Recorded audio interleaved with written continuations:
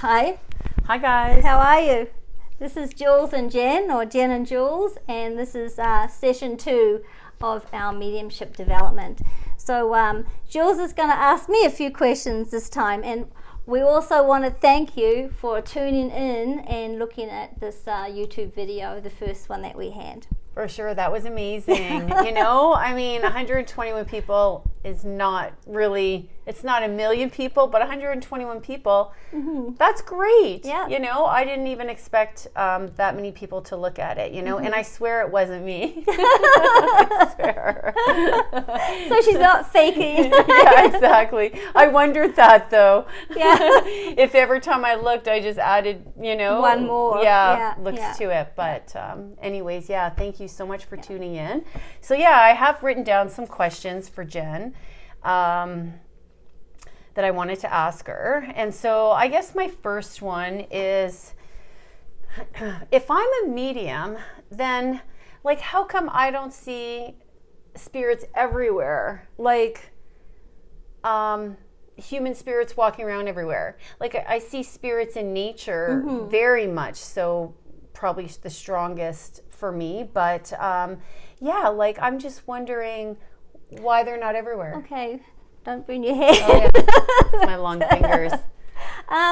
Well, I would say most mediums aren't out there looking for people, right? We're not looking for people to be walking around. And so I'll go back to when I was younger. I had the same questions. I would think, you know, why aren't I seeing people when I should be seeing people? So it's like development. It's like riding that bike. Once you start pedaling a little tricycle, and then, you know, you take the training wheels off, and then you're a little bike, and then a little bit bigger, and then, you know, then you're progressing to a mountain bike. So I'm a diamond in the rough. Yeah. That's what you're trying to say. But when you get that mountain bike, you know, you could have a flat tire, or you could fall over the front, or there's lots of different things that'll happen. So that's kind of spirit giving you, they give you steps, and what they do is they give you as much as you can take at that time, and then they'll give you a little bit more. Yeah, and a little bit more, a little bit more. So they don't want to overburden you with information and with connecting. Also, I felt very overburdened and overstimulated for sure. Yeah. You know? Yeah. They must think highly of me. Well, then you can take it, right? You can take it. You just have to sort it out a little bit, you know, as to, okay, should I just let this person stay, or should I let this person go? Do I have boundaries, or don't I have boundaries? Well, it's true, because as you go along the way of progressing, you actually realize that, you know, you're also growing at the same time, and you don't realize that you're growing until you do notice that you've grown, right? Yeah. And then it kind of, your perspective changes, and then it kind of changes the process again. Yeah. So it's always evolving. It's like aha moments. You get the aha moments, and it's great when you get them, because your mediumship shifts. So it's not spirit changing, it's you changing and evolving. It's me receiving them differently. They're the same, they have the same information, but it's you. So, you know, I would think, okay, well, I'm not getting names anymore when I give messages. Why aren't I getting names anymore when I'm giving messages? Well, Spirit's still got there with the names. It's just that I've decided for some reason to block it in my head, you know. And maybe feel through in a different way. So you're saying then that the more you practice, the more I will start to see them everywhere. Yes. Yeah. So well, you only start to see them everywhere if you want to. Like how do I make that difference? So right now I could say I want to see them all, and they should all be able to see them. That takes practice, though, right? And again, it's like opening that door, and the hinges need to be oiled. How long did that take you to get to that point? To get to this point of being really comfortable with Spirit and being able to do this, and, you know, in a relaxed atmosphere and with confidence, about 20 years. Really? So when did you first start mentoring with someone? I probably mentored with someone about 5 years ago. Really? Yeah. So that's like recent then. So all this time you were just winging it. Yeah. So I was doing my own thing with spirit. Yeah. Right? But I didn't have it honed in very well. But in a way, it's like I find, because I didn't read any books or anything and I had my own experience. Yeah, me either. That it like helped me to not only form a stronger bond with spirit and taught me to have faith and to trust and stuff. Yeah. It also, I learned in a way that was organic for me. Like I would go to these workshops and people would have all these like amazing tools and rattles and stuff. And I would just think like, you know, my finger, like I would just use my finger because I didn't, I don't know, it just never occurred to me. Yeah. No. Yeah. But you know, that's something I can always learn, right? And now I know that that's something you can get and stuff. But when I learned, it was just through spirit, and they never said go get a rattle or anything like that. No, you don't need a rattle, or you don't need cards, you don't really need I could use anything. a blade of grass. Yeah. You know, like it's true, right? A rock. Yeah, anything. If you want to do a reading with spirit, you can get anything. You know, we can do teacup readings. We can, or if anything. you want to remove, like sometimes if I feel heavy, like I want to remove energy or something, I'll blow it into a rock or a blade of grass, like for that thing. Yeah, nature's amazing. It is amazing. Yeah, so healing. Yeah. And so, because you have come 50% out of 100, I think you've got 50% of the way towards your mediumship, because you are totally aware now. You do see spirit now. You do feel them, right? And you feel the energy, and it always you do talk changes, to them. though. It's like sometimes, like because I've seen spirits so clear, it's amazing. I expect to see them all that way, like and if I don't, it's like I sit there waiting for it to happen, and I'm missing the whole point. It's like in a reading.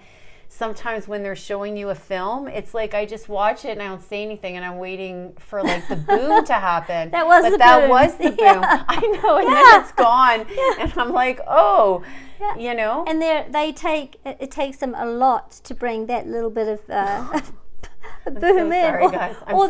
That picture, right, or that shared memory, or that past memory. It takes a lot of energy for them to get that through, but it's up to us to kind of decipher it.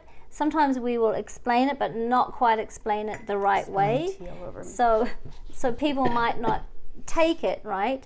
But then we'll go back into the energy, and then bring it out again and explain it a little bit differently, and then they'll understand it. So it's just, but again, going back to your question, what was your original question? My question was, if I'm a medium, why don't I see spirits? Okay. Like, why aren't they bombarding me? Like in the movie, what movie? Like, what was the movie with when they live with Winona Ryder when they move into this house, and there's like a family of spirits that already live there, and they're like, you can't even have your coffee, and they're sitting down talking to you, and it's like, I don't really see it that way. That's TV, right? That's Hollywood. That's true. TV, yeah. So we see spirit in what's called our third eye. And it does take practice to bring them in, to get that energy. We have to build that energy up for them to come in. So once you've done that, then you can I call it sitting in the power of spirit. Then it's easy. It's easy. It's like, learning to walk, and then to run, right? And then to jog.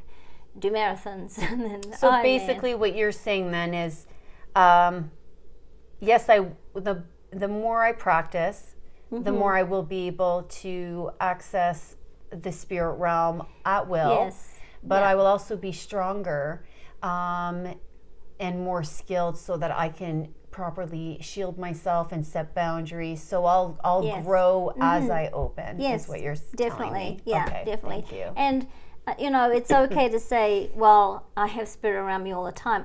I shut spirit out because they were around too much, and I was quite scared, when I was younger, because I didn't understand. I'm going to cough. Sorry, I'm sick. Yeah. Excuse you. 2 weeks. But then when you reopen again, it's, like you've had an awakening. It's wonderful because you understand now. You understand what's going on a little bit better. It's very dainty, dainty. I don't even have big fingers. So it's basically, it is practice, and the last word we left with last time was trust, and it is trust. trust in spirit. You have to trust yourself what you're getting is the right thing from spirit. For and sure. That's really hard. Like, trust, and then the next word I'm going to give is confidence.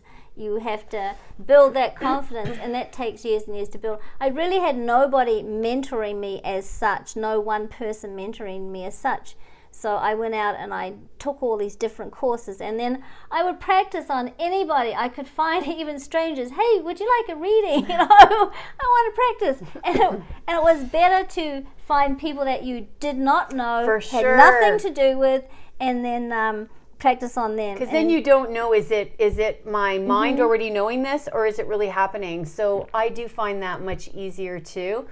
But it's funny because I'm the opposite. Like, if someone asks me for a reading, I'm just like, no, like, I couldn't possibly. And it's funny because I was in a mediumship group, and I remember the teacher said, we need some volunteers to come in, and you could see everyone's face, and people were like, to give readings? I don't feel comfortable giving readings. Yeah. Because it's like, for me, it's like sensitive information. And if I'm speaking to someone about a loved one, I would never, I would want to make sure that I had that connection with spirit, that it was spirit coming through.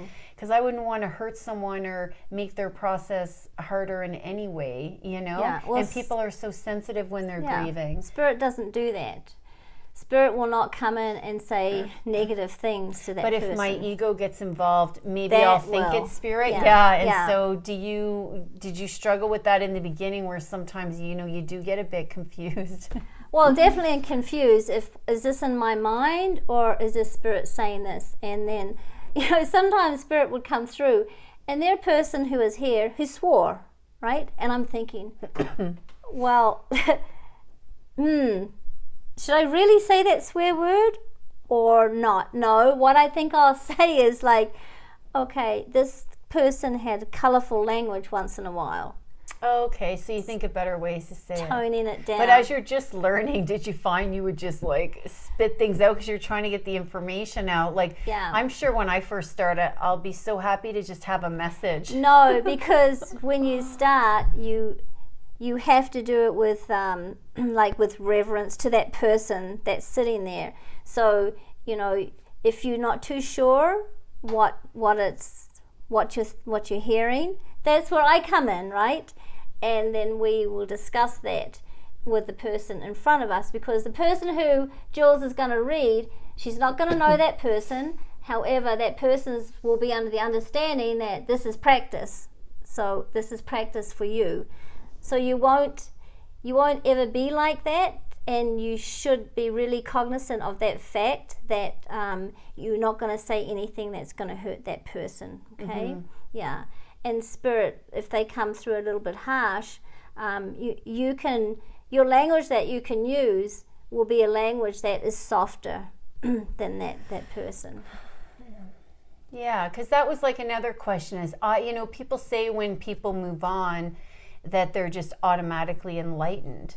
And so I've had people do readings to me where that person, the spirit didn't really come across enlightened. They were the exact way that they were when they were living. Well, they have to be, because if they come across an enlightened being, you'll go, You wouldn't recognize. what is that? Who is that? It's like, I don't know who that energy was. And so they have to come back with their personalities that you know from here. So do they just like, so even though they, as a soul, they may have progressed, they'll just humor us with who they used to be as a way of connecting? Yes, yeah, because you have to recognize them, right? And that's what we're doing. We're doing evidential mediumship. Oh, okay, yeah. Well, Evidence, yes, evidence. We have to bring in the evidence, because I could sit down with you and say, well, I have your great grandmother here,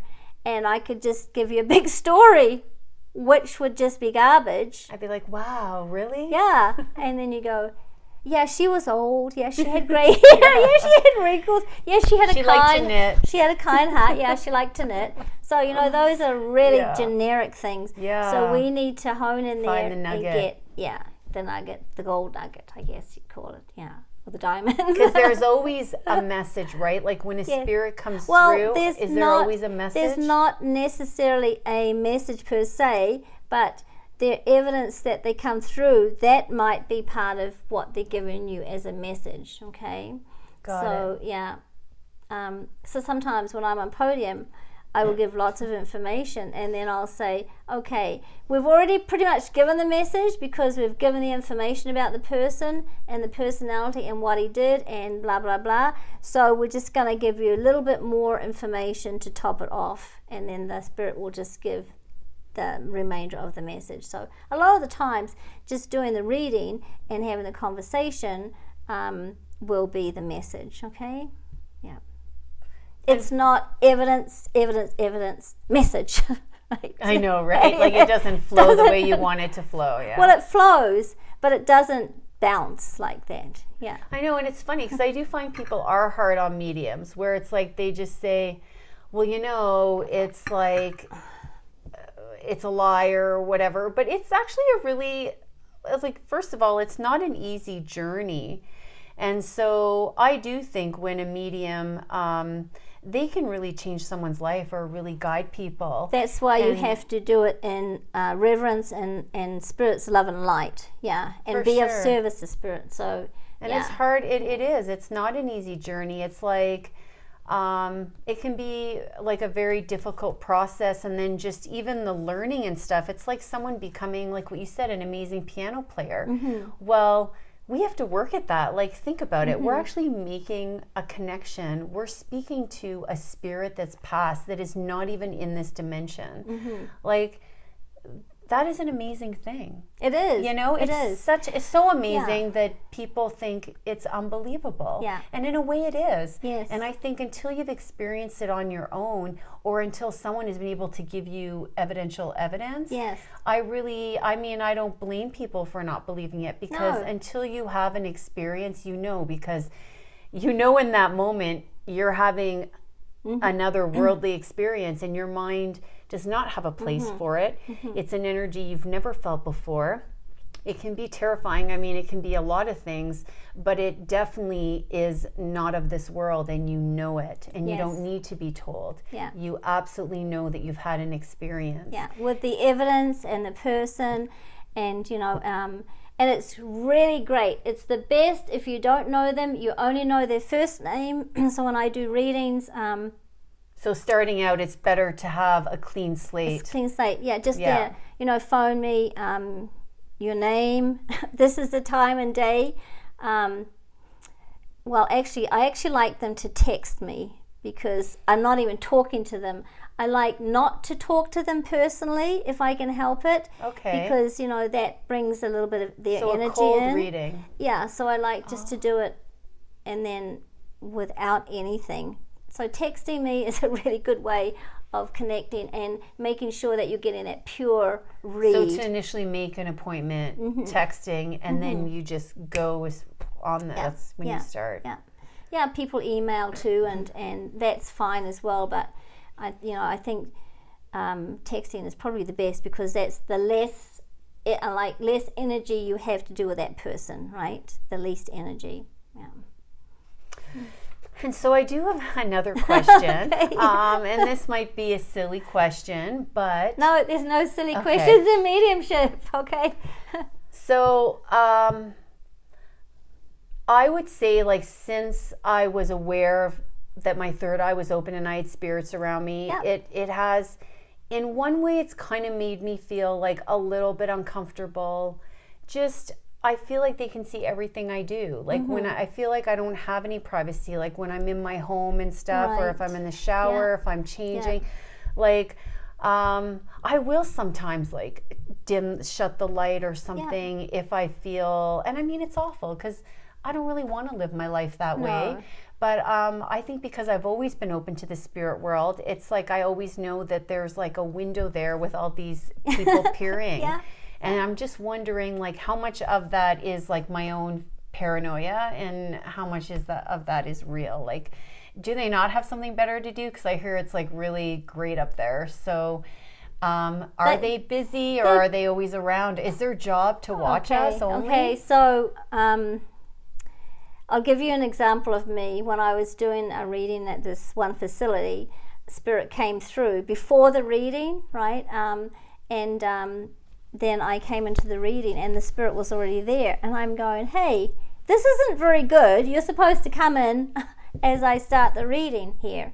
So then from that day on, I had very clear, definitive boundaries. All right, and then, okay, you can come in as soon as I start the reading. And then as soon as I finish the reading, I'll let you go in Spirit's love and light. And then I'll just say to the person, that if it's a strong personality, they'll come back to say a few more things, and then I'll let them go. But after that experience, I've had boundaries because people would come in, right? And they would come in a week before the reading, and they would hang around for days. And I'm going, I don't know who you are. And then all of a sudden somebody would come for a reading. So what does that mean actually when you set boundaries? What does that look like to a spirit in the spirit world? So right now, let's say I'm just wide open and spirits can hang out or whatever.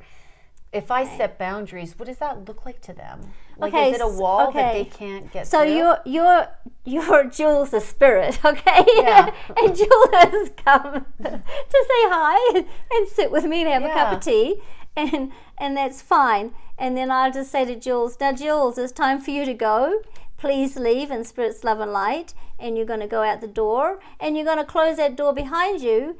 And then when I want to have a cup of tea with you again, I will invite you in to have a cup of tea. So there are kind of, I guess, for lack of a better word, laws, that they have to follow. Yes. Yeah. And one would be that if we tell them to do something, they have to listen. Can they choose to not listen? Well, if they choose to not listen, then I don't have anything to do with them. It's just can they still watch you? No, because I've told them that I don't want that. I don't want their energy here, and they have to go. Okay, so they do go. Yeah. So if a loved one was around you and you didn't want them around, they would be blocked? Yes. Really? Yeah. It's we have so much power, and they don't have the power. And again, this is my take and my journey with Spirit, right? So this is how I operate. Other people might operate based on separately. your experience, yeah. what you know. Yeah, so now it's great. Nobody bothers me, right? Really? Yeah. I have boundaries. They're really good. And if I do a reading, then I'll sit in the power of Spirit. We'll talk about that later. Then I invite, and I just say to my guys, 5 people, bring 5 people in. So they'll bring 5 people in. Then I'll have 5 people, and I'll have a list of them, and then I'll go over them. So for me, it's very black and white. I'm a very black and white person, and I need to know, yes, you're here, no, you're not. Okay, so... and that's what I find is the hardest part, is that when the spirit first comes in, it's to me sometimes, I don't know, they go weird. It's like a person, and then they go limp, like a mannequin or something, and then I might see another person come forward, and then by then I'm not really confused. Yeah, then you just got to say, what are you doing? I really don't appreciate you doing that. Really? Go away. It's weird because it's I expect them to be so professional. I expect a spirit not. to walk up to me and be like, excuse me. Yeah. I'm so-and-so's grandma. Oh, no. Can I speak to you? But it's not. It's sometimes they make funny faces and they go right close to your face.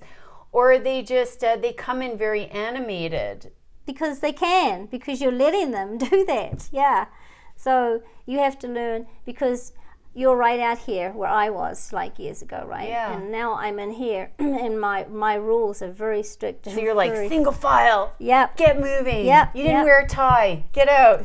But I tell you that they can be pushy. And I was doing this one podium night. It was so funny. This older lady, she came bustling in with a suitcase, and it's whoa, okay, just wait there. And this is not a real person. This is a spirit person. Came in with a suitcase. She came in with this big suitcase. You know, like in the old days where you would take a big suitcase and you go to catch the bus and, you know, you'd go to the next town or something. And so she comes busting in with a suitcase. And she's going through these other people that are standing there waiting nicely to come through. No way. Budding. So, butting in. A budding ghost. Yeah, butting in. And this does happen because she doesn't follow, she's not following the rules, right? And so there are she must have been like that in life then. And she was so funny, and she was a little lady. So she comes in with a suitcase, and I just went to the side like that. It's like, okay, don't need to hit me with your suitcase, right? We'll do it, okay? So I just described this lady and her personality, and this one other lady put up, that's my mother. That's so funny. And so when you see her, are you seeing her as like a miniature, like as if it's like a picture in your mind, or is she actually as tall as you and she's outside of you? Yeah, she's tall as me, and she's coming in. She's like right there. Yeah, with that suitcase, right? She's gonna push her way through everybody with this suitcase. Sometimes I see spirits like that, but then sometimes, like, I remember when I'm actually going into a meditation, I'll actually see, and they look about this tall. Yeah. I will start to see these silhouettes come walking out. Yeah. And I remember when I would lay in bed, I went through like a year or two, or I don't know how many years of that, where I would lay on my bed and I would see these people walking around. And I honestly thought I was on a spaceship. I was abducted by aliens, because I felt like I was laying on a table because they're walking inside my head. And I swear sometimes I'd see them look down like, do you think she can see us? Like I would know that they were discussing me, but they seemed, like I didn't know what to make of that. But so what is that? Is that spirit walking in? It could be, possibly, because spirit comes in different forms, right? And that's what's confusing. So if you have a spirit guide and the spirit guide is energy, okay, so I want that spirit guide to be somebody, so I will manifest a person. And I will attach a name to that spirit. So that energy of spirit now has a person and a name. That's for me, right? Because then I know and recognize that energy and where that energy sits in my team of guides. So it's what you manifest in your mind for these, the energy that comes through. That's my explanation for you. Because, I just find it's usually as I'm starting to open up, that's one of the stages. Like you'll see the colors and stuff in your eye. Then you'll see the people walk in. Yeah. But then when you actually do the mediumship, the people come through differently. So it's a bit confusing. Yeah. So it could be energy of, these little people coming through first to open up, to let the actual people, the spirit people come through. It could be that. And that could be, that could be my team. Yeah, it could be a signal for, okay, here we go, we're starting, right? So what you're saying is it could be my individual to my experience. Yes, yeah. And so I just need to figure out. Yeah. Damn. Yeah, and so when I thought you were going to give me some answer. No, but that to me that's the most logical answer. No, I that makes sense. Someone else might say something else, but that's kind of what spirit's telling me. Well, it's my process, right? Yeah. So that would make total sense. And that's like me sitting down, telling the lady to shuffle the cards. That's the cue. And then I've told spirit they can come through. That's the cue for them to come through. So instead of having little spirit people, that's my cue. Oh, right? So maybe this way is maybe the uncontrolled way right now how I'm seeing it? Yeah, but that's fine. It might always be that way. And that's fine because that's how you may start, right? It would be nice if they could tell me that, like, we're doing this. Yeah.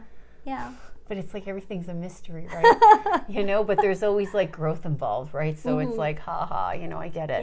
Yeah. I do have another question. Okay. So when you and I took that mediumship workshop, the gentleman in there referenced templates. And that actually really resonated with me. It was the first time Right. something kind of made sense. So that's kind of like, that can be a template for you with what we just discussed. For sure. Yeah.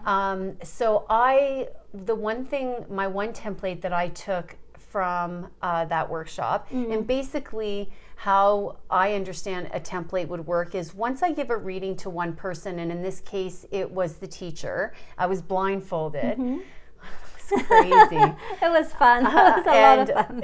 I know. And his sister had come through, and she had passed from cancer. And I didn't really understand what I was feeling at the time. I just know that when she first came through, I started to sweat. Like I sweat through my shirt. Like I was so hot. And then all of a sudden I said to him, I feel she passed of cancer. And he said, yes, that was right. And I don't even know how I figured that out. But now I have this template where whenever my body feels hot, when I'm giving a reading, I know that this is some kind of a disease like a cancer, right? And absolutely. So, that's a sign or a symbol, right? And so now you're working with signs and symbols. For sure. And so that is really helpful. And I'm sure you've built up a lot of templates, right? Well, I'm not a very good template person really? because I forget the templates. Do you? So I'll never forget that one, but it's yeah. a strong one, heat. Yeah.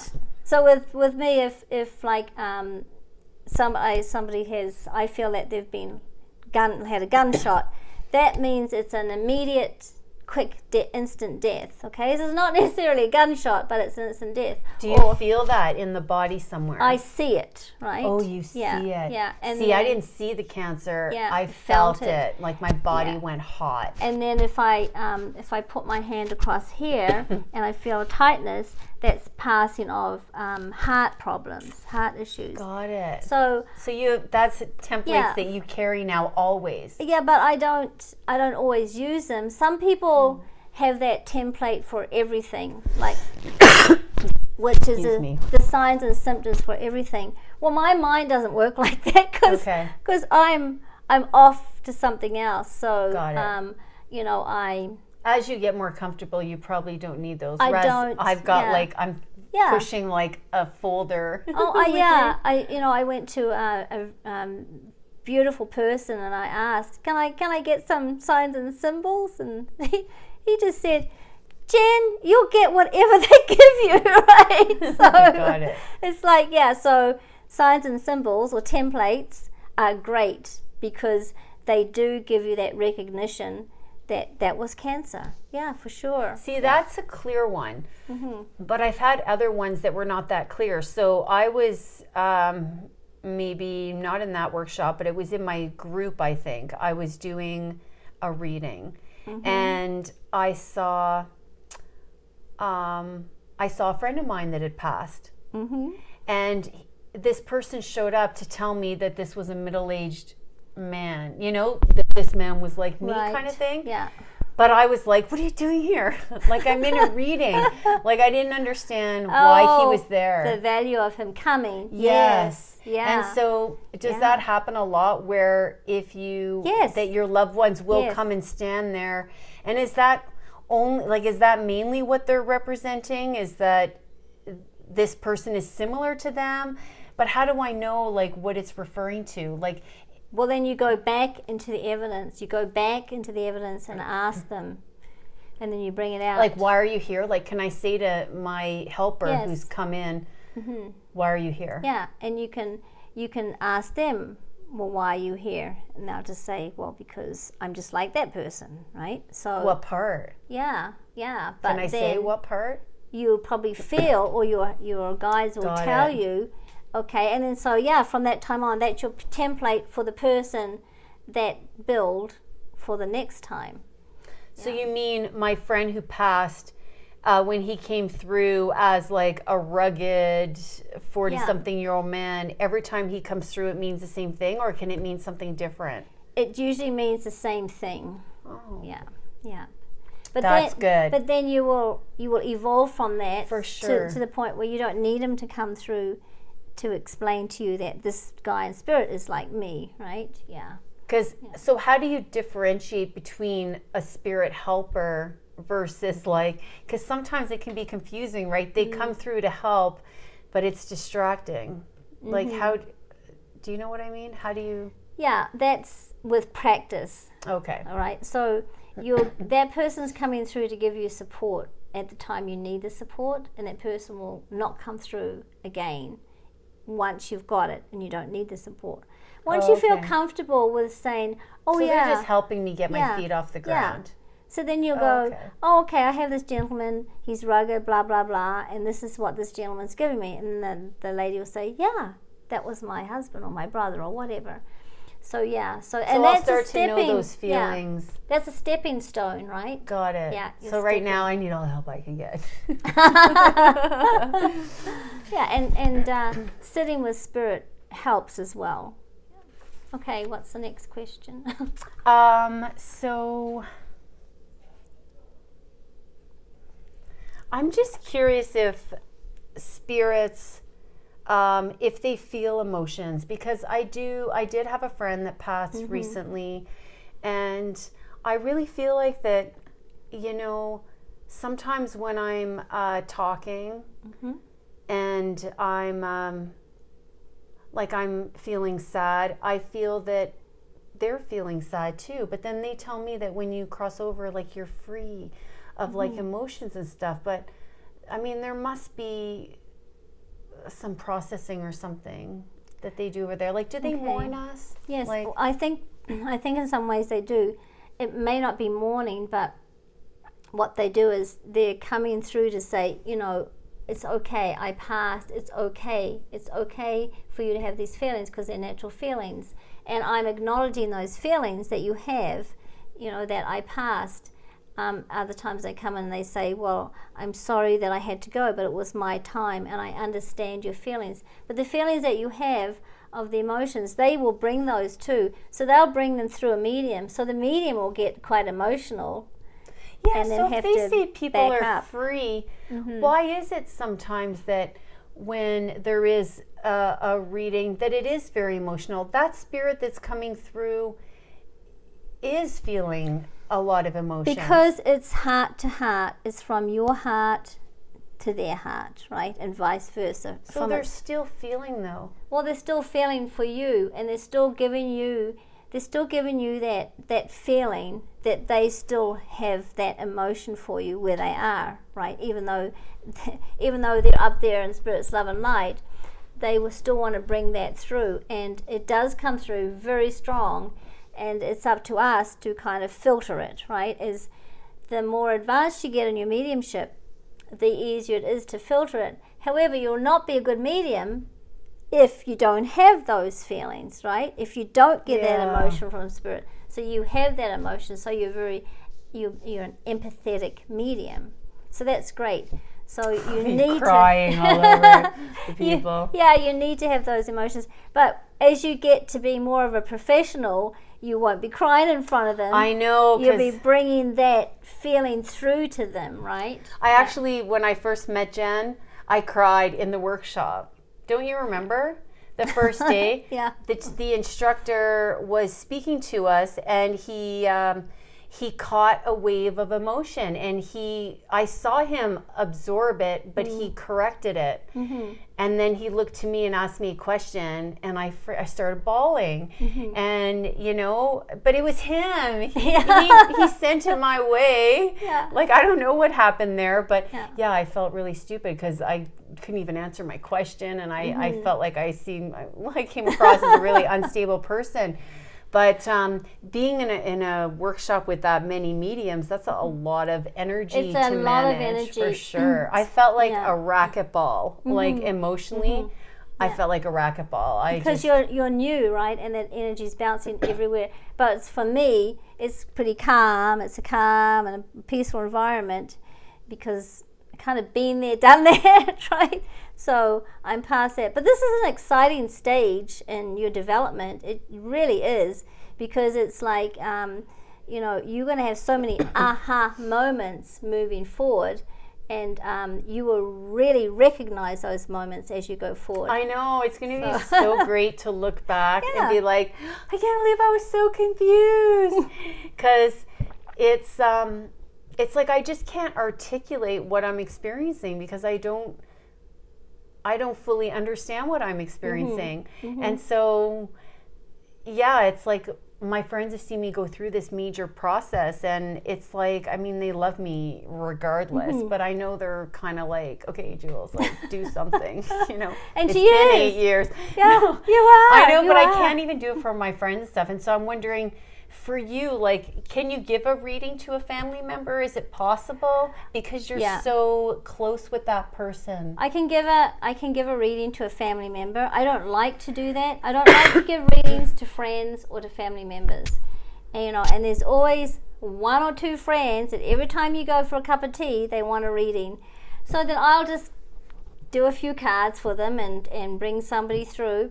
You can't help it though, in a way. It's almost like having a friend who can give like really good advice. So, you know, you just can't help but say, so, you know. So you're not supposed to give readings to your friends or your family, but sometimes I like to do it, right? Because I want to be of service to spirit. So to appease one of my friends and give them a 20-minute reading over a cup of tea, that's a lot of fun. For me, that's uplifting and it's a lot of fun. And I feel great when I'm done. So, yeah, but typically you're not supposed to give them because your mind does come into it. That's why it's good to have these. It's not objective. Yeah. It's good to have these people that you don't have anything to do with, and then you know, and that's fantastic. When you finish that reading, they're happy, they have the evidence that they want, they've got the message that they need from spirit, and so and then they truly know that they did connect with their loved ones because you're not, you know, you don't have anything else to do with them. So yeah, it's good. Okay. I don't know. I think we've gone over quite a few questions. How long have we been going? Oh, okay. I don't know. Okay. Yeah, that should be it then. Okay, so all right. So I'll say Harira, goodbye, and thank you for watching this YouTube video with Jen and Jules Mediumship Development. Thank you so much, guys. Okay. We'll see you next week. We're going to try to put a video every week or every 2 weeks if sometimes our schedule doesn't line up. But that is our goal. So just keep an eye out. And when we do release one, Jen will post it on Facebook and it'll be available on YouTube. So okay. Thanks so much, guys. Okay. Thanks, Jules. Thanks, okay. Jen. Yeah, okay. Bye. Bye, guys.